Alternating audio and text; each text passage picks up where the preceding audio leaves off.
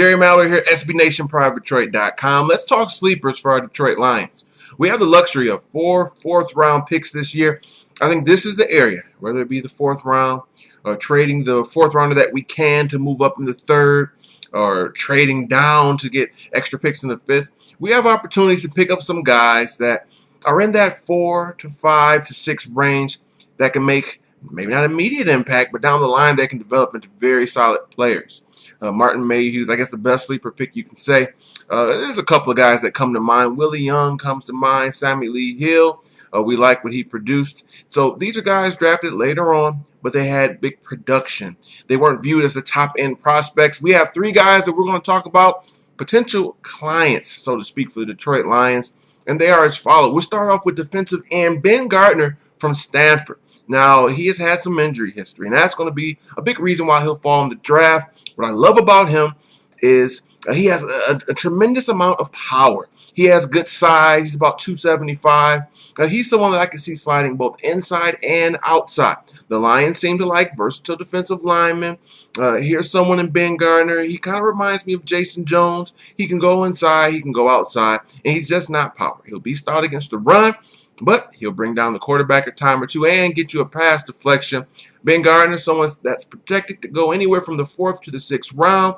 Remember, the Lions, once again, have 3 4th-round picks. Maybe the 2nd or the 3rd, 4th-round pick can go to a guy like Gardner. If he falls all the way to the 6th round, you run up to the table and you draft him, and you have a guy that adds depth to your defensive line and can develop into a very good player and, shall I say, starter if, and that's if he can get coached up, develop, and stay healthy.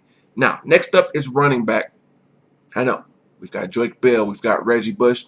That does not mean the Lions won't target a running back in the later rounds. Mikel Ashore, this is his last year with the Lions. It all depends. We have a new coaching staff. Maybe they'll give him another shot.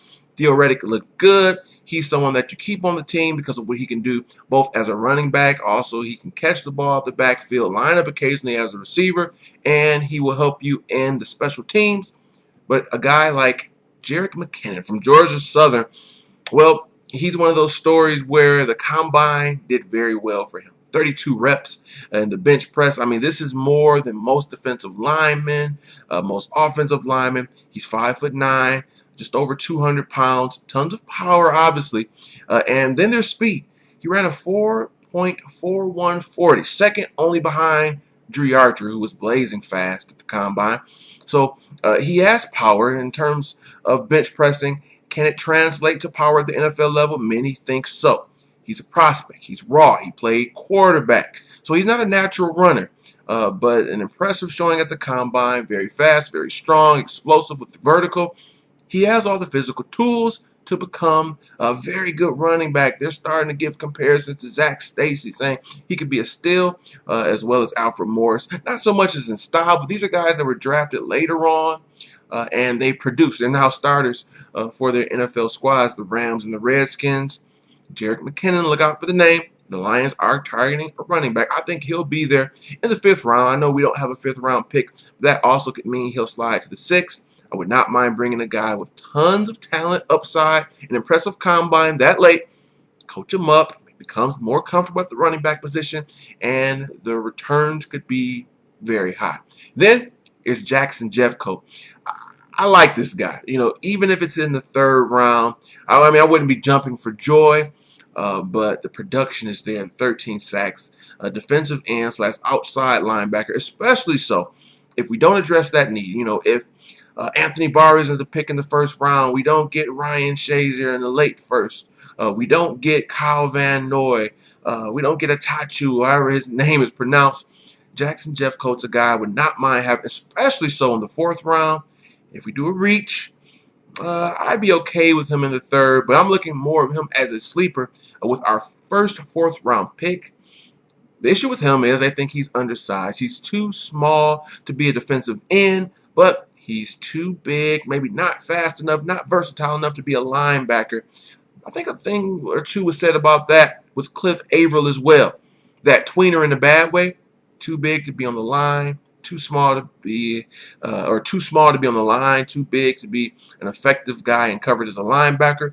And Cliff Averill has turned into a very solid guy, a starter. He has a very good NFL career going. Jackson Jeffcoat could be the same type of guy. I would love if the Lions picked him. This is one of my top sleepers. If he's there in the 4th round, I'd be elated, even if we draft Anthony Barr, Kyle Van Noy earlier. Who are your sleepers? There's tons of them. I just named 3 guys. I could have rattled off 10 more names.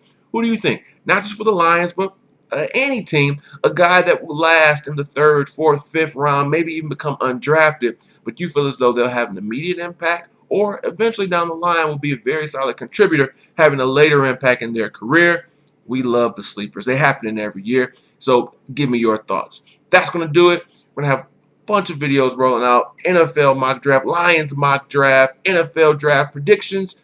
They'll be coming in succession. So enjoy this one. Enjoy the other ones. Subscribe. Keep watching. I want to thank each and every one of you as always. This has been Jerry Mallory for SB Nation and PrivateTrade.com.